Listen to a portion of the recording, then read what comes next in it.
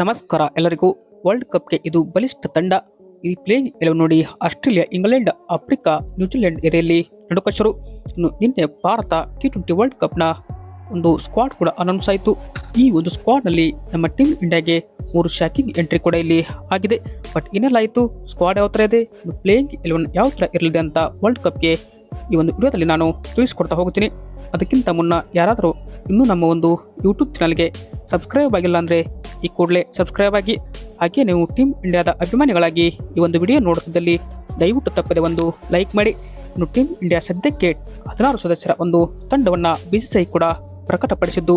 ಆ ಒಂದು ಟೀಮ್ನಲ್ಲಿ ನಮ್ಮ ಸ್ಕ್ವಾಡ್ ನೋಡ್ತಾ ಬರುವುದಾದರೆ ಸೂರ್ಯಕುಮಾರ್ ಯಾದವ್ ನಾಯಕ ಆದರೆ ಇಶಾನ್ ಕಿಶನ್, ಸಂಜು ಸ್ಯಾಮ್ಸನ್, ಅಭಿಷೇಕ್ ಶರ್ಮಾ, ತಿಲಕ್ ವರ್ಮಾ, ವಾಷಿಂಗ್ಟನ್ ಸುಂದರ್, ರಿಂಕು ಸಿಂಗ್, ಹಾರ್ದಿಕ್ ಪಾಂಡ್ಯ, ಅಕ್ಷರ್ ಪಟೇಲ್, ಶಿವಮ್ ದುಬೆ, ಕುಲ್ದೀಪ್ ಯಾದವ್, ವರುಣ್ ಚಕ್ರವರ್ತಿ, ಜಸ್ಪ್ರೀತ್ ಬುಮ್ರಾ, ಹರ್ಷದೀಪ್ ಸಿಂಗ್, ಹರ್ಷಿತ್ ರಾಣಾ ಇದು ನಮ್ಮ ತಂಡದ ಸ್ಕ್ವಾಡ್ ಆಯಿತು. ಅಂದರೆ ಇಲ್ಲಿ ಹೊಸ ಎಂಟ್ರಿ ಕೂಡ ಆಗಿದೆ.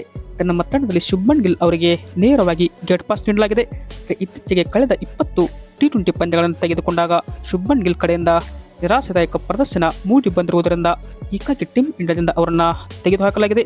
ಇನ್ನು ಅವರ ಜಾಗಕ್ಕೆ ಇಶಾನ್ ಕಿಶನ್ ಅವರನ್ನು ಎಂಟ್ರಿ ಪಡಿಸಲಾಗಿದೆ. ಇನ್ನು ಇಶಾನ್ ಕಿಶನ್ ಇತ್ತೀಚೆಗೆ ನಡೆದ ಸೈಯದ್ ಮುಸ್ತಾಕ್ ಅಲಿ ಟ್ರೋಫಿಯಲ್ಲಿ ಭರ್ಜರಿ ಪ್ರದರ್ಶನ ತೋರುವ ಮುಖಾಂತರ ತಮ್ಮ ತಂಡವನ್ನು ಚಾಂಪಿಯನ್ ಮಾಡಿದರು. ಹೀಗಾಗಿ ಆ ಒಂದು ಪ್ರದರ್ಶನದ ಆಧಾರದ ಮೇಲೆ ಟೀಮ್ ಇಂಡಿಯಾಗೆ ಇಶಾನ್ ಕಿಶನ್ ಅವರ ಎಂಟ್ರಿ ಆಯಿತು. ಅಂದರೆ ಈ ಕಡೆ ರಿಂಕು ಸಿಂಗ್ ಅವರ ಎಂಟ್ರಿ ಕೂಡ ಆಗಿದೆ.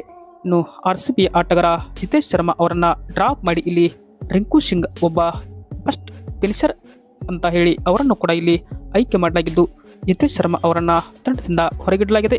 ಈ ಎರಡು ಬದಲಾವಣೆ ಆದರೆ ಟೀಮ್ ಇಂಡಿಯಾ ಒಂಥರ ಬೆಂಕಿ ಸ್ಕ್ವಾಡ್ ಆಗಿದೆ.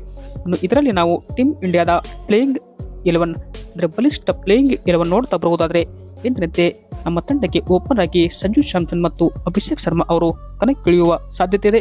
ಇನ್ನು ನಂಬರ್ 3ಯಲ್ಲಿ ನಾಯಕ ಸೂರ್ಯಕುಮಾರ್ ಯಾದವ್ ಇದ್ದರೆ, number 4 Tilak Varma, number 5 Axar Patel, number 6 Hardik Pandya, number 7 ಅಲ್ಲಿ ಶಿವಮ್ ದುಬೆ.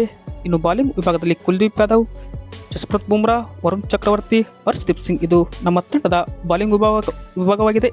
ಇದು ಏನಪ್ಪ ಅಂದರೆ ಟೀಮ್ ಇಂಡಿಯಾದ ಬಲಿಷ್ಠ ಪ್ಲೇಯಿಂಗ್ 11 ಅಂತಲೇ ಹೇಳ್ಬೋದು. ಹಾಗೆ ನಿಮ್ಮ ಪ್ರಕಾರ ನಿಮ್ಮ ಒಂದು ಬಲಿಷ್ಠ ಪ್ಲೇಯಿಂಗ್ 11 ಯಾವ ಥರ ಇರಬೇಕಂತ ಕಮೆಂಟ್ ಬಾಕ್ಸಲ್ಲಿ ತಪ್ಪದೆ ಕಮೆಂಟ್ ಮಾಡಿ. Thank you.